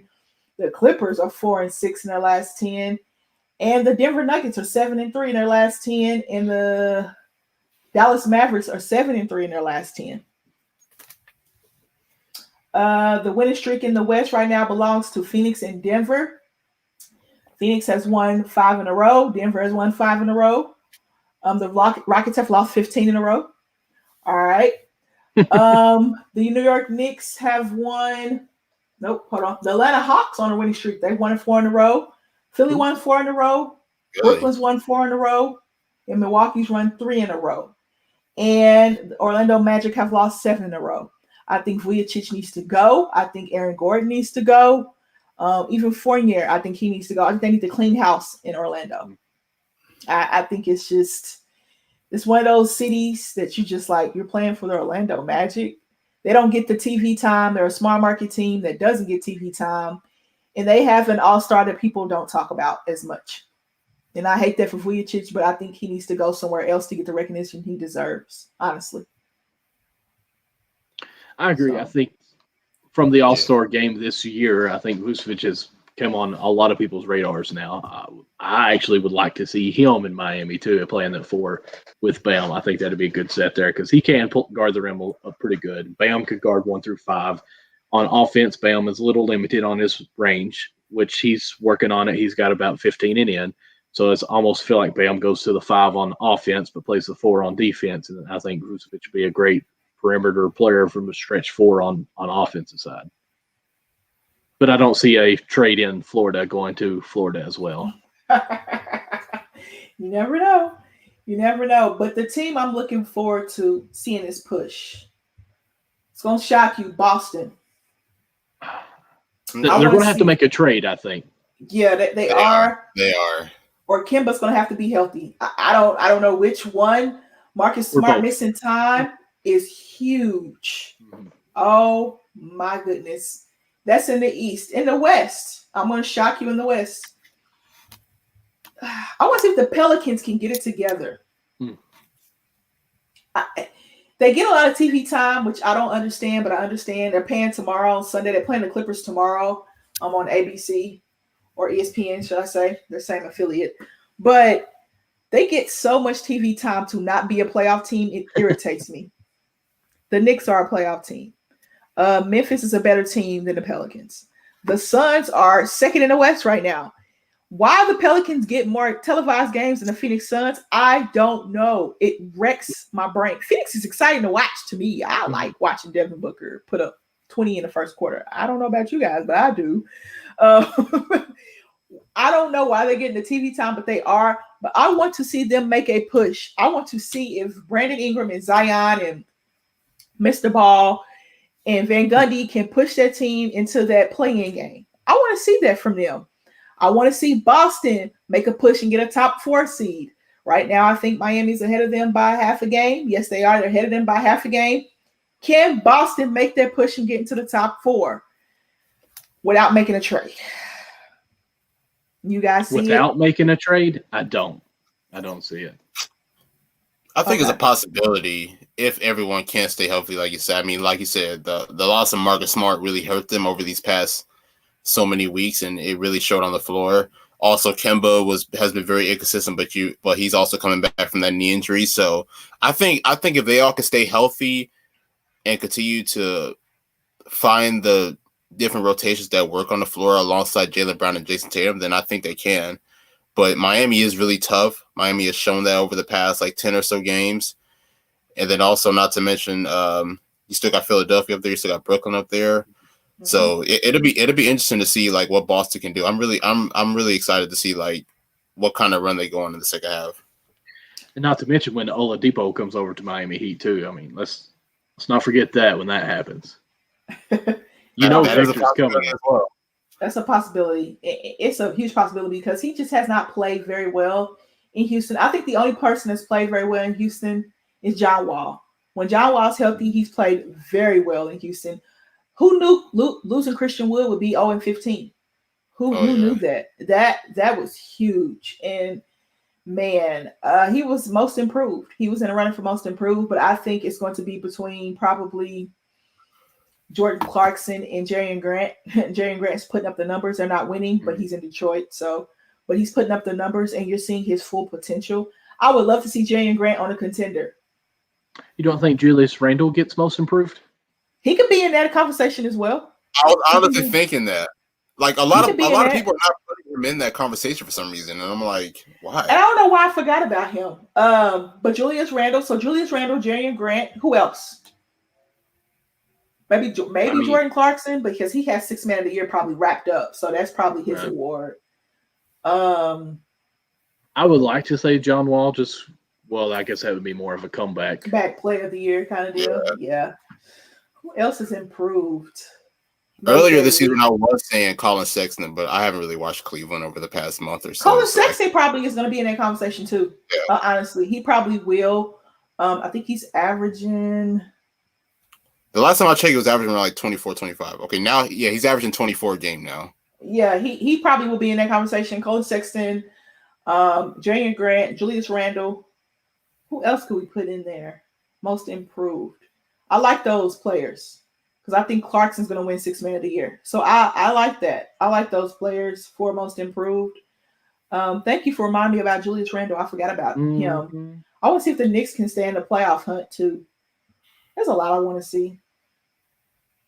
But I really want to see if that happens. But those teams need to make a run. I want the Pelicans to make a run because they're on TV so much.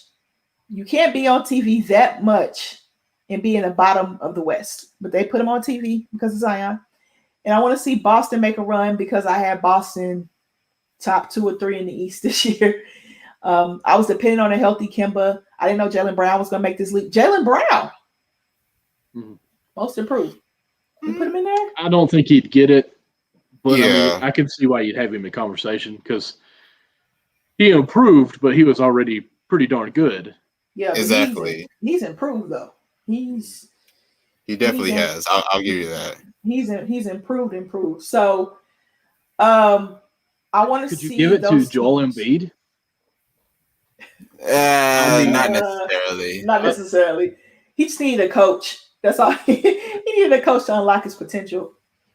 All right, guys. James Harden because he became a point guard now. I mean, he's improved.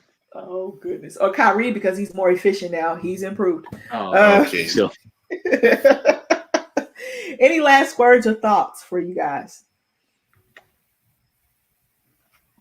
No, just other than go ahead, Nick. Go ahead.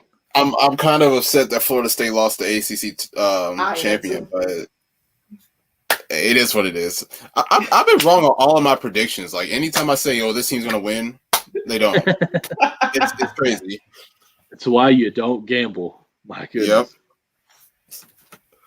That's why I've taken a break. Only thing I'd want to. Yes. Are you really? Because I remember one show, like when you first started actually thinking about gambling, like, I'd like to be making 6 figures off of gambling by like July. 1 month in, I'm done. I said $1,000. Oh, okay. I'm done gambling. I'm taking a break from it for a while. But go ahead, Michael. I just want to reach out to everyone that's still watching this here to check out our special edition show tomorrow for our basketball, the Selection Sunday. We'll have a special guest with us, Preston Spalding from the Morehead State University here in Kentucky. He's actually going to come join us and talk with us a little bit. Just a fun fact, he actually served on Kentucky staff for a while under Calipari, and then he actually got to move to a head coaching position, and this is where he's little now. He actually is coach of the year in that division. So going to be happy to have him on our show.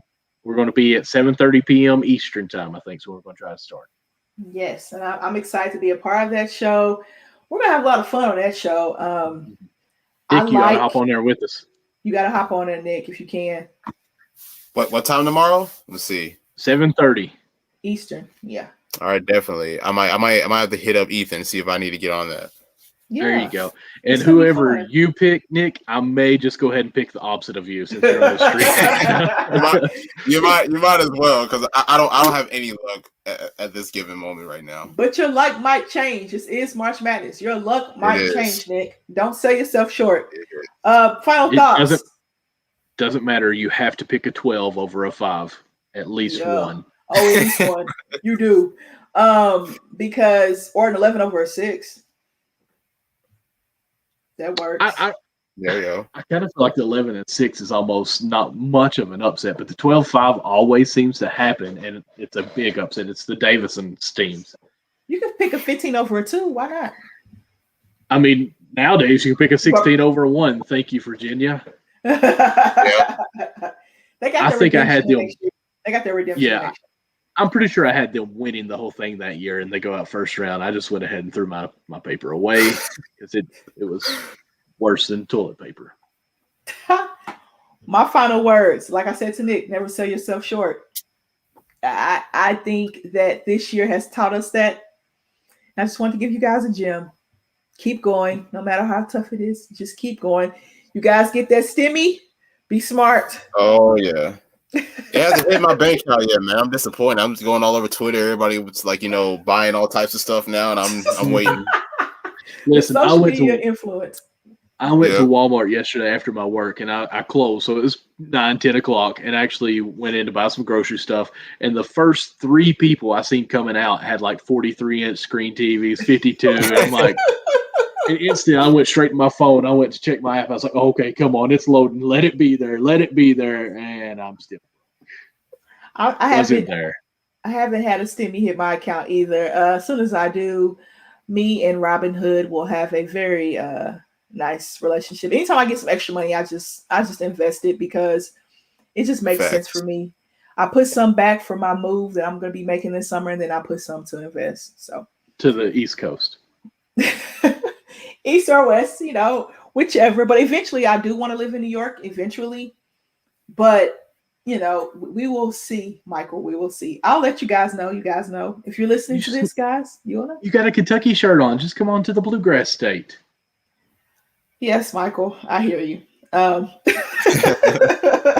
you. I heard that. I hear you, but no. I hear you. You never know where life will take you, though. You never know where life will take you. So wherever you go, wherever the wind blows, yep. Wherever the wind blows, little old Amber, that's where little old Amber will go. Even though I'm 5'8.5", but wherever the wind blows me, that's where I'll go. And a half. Got to get that half in. Got to get that half in because. When you used to get measured for physicals, they'd be like 5'8 3/4, so 4 quarters. I'm like, okay, so 4 quarters. Yep, 4 quarters. I'm glad you caught that, or 3 quarters, or 5'8 and 5/8. I'm like, okay, so how tall am I? Like, this is not the combine. Like, how tall am I really? Right. Listen, my high school, my sophomore year with the books that they do, I was like 6'2". I'm like, what? There's no way. My junior year, I was 6'1", and then my senior year, I was 5'11". I was like, okay, like I'm shrinking, guys. Come on. I'm like, we'll just go 6'11". Because if you're a half, they give you that extra half an inch up. That's what Oh yeah. So in college, I was 5'9". I was like, okay, well. Thanks. And since you were 9, might as well round it on up to 10 to make it, a better number. You can't have odd numbers. That's just weird. That is very, very odd. And I'm close to 6 foot, so you might as well just round me up to 6 foot. Just 6 foot, you just went from like 5'7" to 6 foot. It happens. It happens on a regular basis. Oh. Let's pay bills and get out of here, guys. Shall we? Sounds good. All right. Spend that stimmy. And become a part of the Patreon. Patreon.com/unwrapsports. $1 a month, you become a fan. Just general support. $5 a month, you become part of the family. You get 10% off the Patreon code. I'm going to talk about that in a minute. And then the Discord chat. We're popping in the chat. If you like movies and TV shows and gambling and basketball, football, baseball, fights, it's all in there for you. $10 a month, become VIP, get 20% off the teespring.com store. Also, you get in the Discord chat. Also, you in a drawing for the Amazon gift card. Also, the David Montgomery jersey is up for grabs this month. So become part of our family, support us, and we really appreciate it. All right, as I mentioned just a minute ago, the store, teespring.com/store/unwrap. There's the OG stuff. I got some OG stuff. I can't wear it for another 3 or 4 weeks because I have to wear this Kentucky t-shirt. We got the new microphone label. We got the mask. If you need the mask up, I know everybody's getting a vaccine now. Shout out to those getting the vaccine. And also, I'm praying for you guys that are taking that vaccine. You got some stickers there. I have 2 stickers. A lot of LeBron fans in the Unwrapped Sports Network. A lot of those. Some more stickers. I say it every time, so I wasn't going to say anything this time. Nick, are you a LeBron fan or no?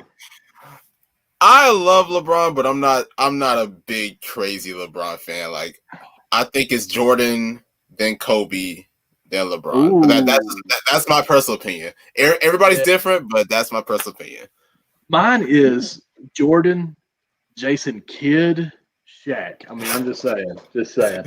Okay. That's really, Amber. Not really, Amber. Okay. Jason Kidd's just my favorite. We got all the live lineup gear here for you guys. What is this called, Michael? What is this? This is the People's XFL show, not the People's Show XFL. Let me tell you, Garrett will jump all over you if it is. Garrett's be proud of you right now for pronouncing it correctly. Thank you. Ladies first, of course, we got Backstop Banter. All of this gear you can find teespring.com/store/unwrapped. Spend your stimulus check. All right. And also you can spend your stimmy gambling. If you want to spend it gambling, if your rent's paid, you know what I mean? Car payment is paid. All your bills are paid. Why not get on mybookie.ag and use the code USN100 to double your first deposit? All right, guys.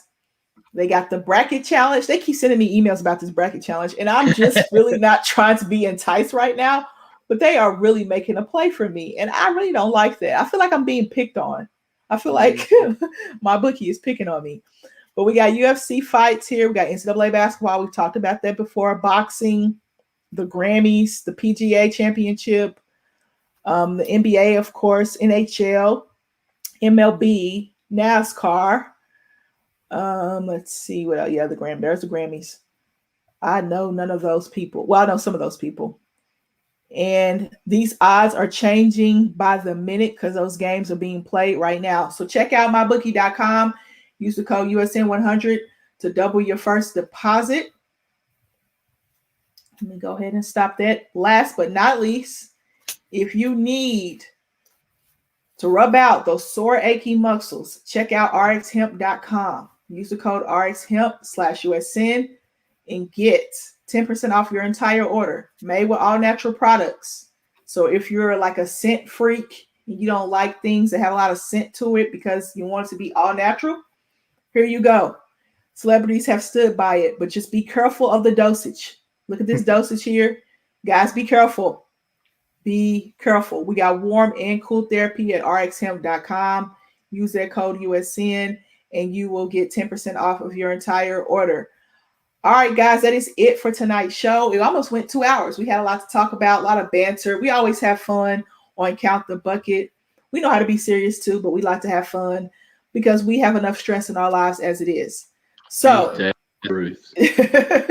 you know, you got to let loose somehow, some way. All right, guys, advertise and broadcast your stuff, and then we're going to head on out of here. Amber, do you want to go first so we can take another hour of your shows? You know what? Follow me at simplyme_AV on Twitter. Hit the bio. You'll see all my links. Bam. Done. Bam. You need to just get it like a paper. Be like, guys, right there it is. You know, okay. Screen share. Here's the whole pause this video. Just go ahead. You need your own slide of it. Like, okay, guys, I know. I've brought all these other tabs up. This is my show while we got it here. Let me share my screen. But anyways, as she said, yes, we can be serious. My name is Michael. Check me out on Twitter, MDLawson00. I tried to make a big push to get some more Utah fans last week, and it didn't work out. I don't think a single person. I retweeted it. I even shouted you out on Twitter. Thank you. I did get like 3 or 4 new follows. Like, okay, hey, it got some. So there we go. But follow me on Twitter. I talk a lot of baseball, basketball, football too, just anything. Even talk about my children eating their boogers because that's what happens in life, let's be honest. But just come on over to my channel. Check me out on Backstop Banter, Thursday, 10:30 p.m. Eastern Time. Again, it's every Thursday. We got a nice show coming up this week. I've got a few guests that will be on with my co-host, Connie. If you've ever watched the show, Dalton's going to be on here. He actually just went down to Nashville, Tennessee, worked with a gentleman down there that actually helped his catching, his mechanisms and trying to make his time shorter on his throws out the second. It's got a little short video on that. And just like 30 minutes, he talked about how he cut down 0.6 seconds in his throw, which is amazing just to watch the footage. So the guy's going to come on and kind of break down the film. This is what Dalton was doing wrong. This is what he's doing right. This is what we're going to change on it. But we'll be taking on the last 4 teams in the AL and NL Central. And then the week after that, we're going to have a big panel where we're going to be talking a lot of baseball and just their predictions. Thursdays, 10:30 p.m. And again, tomorrow, a special edition to our show, Sunday selection, 7:30 p.m. Come check us out on that. That'll be basketball. Definitely. Dang, you might. I'm not gonna lie, Michael. Your list is just about as long as Amber's, but I just go in there. I just got one show that I ramble about. Amber's just like, hey, I've got this take that I do with the gentleman across. Where is the your pod? Your Thunder Thunder Coast to pod Coast. coast to coast because he's in Australia or what's something the like that, ain't he? buzz? Yes. Well, one guy is in Japan, and then Makana's in Portland. I'm in OKC. Okay, so you've got a guy from Nike. You played with so many different athletes. Now you have a friend in Japan. I mean, Amber's got it going. I'm spread very, very well. I mean, you know what I mean? I mean that in the most positive way. I've met a lot of great people. Like, athletics will do that for you, though. Sports like will me do and that for Nick, you. right? Yeah, of course. You guys are great. Of course. You guys are great. You know, but you meet a lot of great people when you play college basketball. You meet a lot of great people. But Nick, Definitely. you have the floor.